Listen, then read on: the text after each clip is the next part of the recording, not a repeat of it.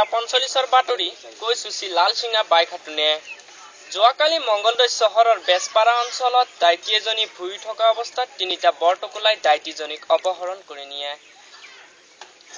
যোৱা 9 তাৰিখে অসমত জুই লগা কাৰণে বিহাৰৰ পৰা তিনিটা বিহাৰী অসমলৈ আহে। অসমৰ ব্ৰহ্মপুত্ৰৰ তিনিডাল টিকিনি হেৰাই লগে লগে 30টা ভেকুলী 32খন নৌকা লৈ বিচাৰে।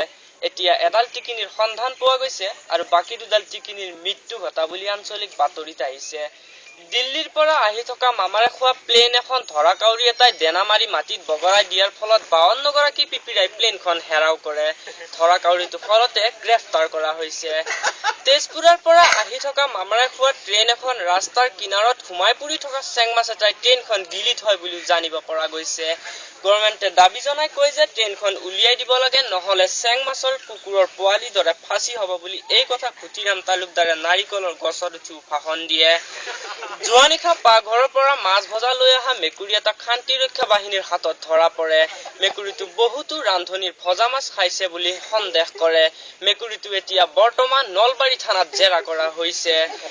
মুন্ধৰা পুখুৰীত শ্ৰী লেদৰাম মেধিয়ে 47 ঘণ্টা 47 মিনিট 47 ছেকেণ্ড পানীৰ তলত ডুবিয়াই বিশ্বৰ ৰেকৰ্ড স্থাপন কৰে। তেওঁৰ মৃতদেহ এতিয়া বৰ্তমান নৱগত শ্মশানত দাপন কৰা হৈছে।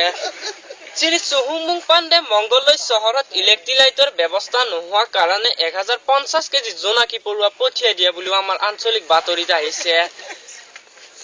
যোৱাকালি ধাৰাসাৰা বৰষুণত বুন্দিয়া ভুজিয়াৰ সৰাৰ সম্ভাৱনা আছে। পিছৰ দুদিনত আঙুৰ পিনে কেঁচা কলো সৰাৰ সম্ভাৱনা আছে। তেজবতী শৰ্মাই তেজৰ বস্তা পাৰি শুই থাকোতে জনজনে বাগৰি পৰাৰ বাতৰি আহিছে। ব্ৰহ্মপুত্ৰৰ অভিমুখে আহি থকা জাহাজ এখনত মোৱা মাছ এটাই খুন্দিয়াৰ ফলত জাহাজখন সমানে 3 টুকুৰা হৈ ভাঙি যায়। জাহাজখনত উঠি অহা 50 গৰাকী সেনামাখীৰ নিহত আৰু 52 গৰাকী সেনামাখীৰ আহত হৈছে বুলি আমাৰ বাতৰিত আহিছে। নতুন দিল্লীৰ পৰা পুৰাণ দিল্লীলৈ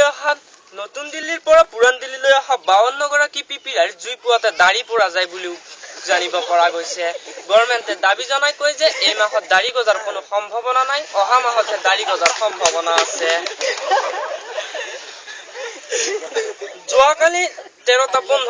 যোৱা নিশা 13টা 15 বজাত দৰিকণা মাছ এটাই ভূটানৰ গেটত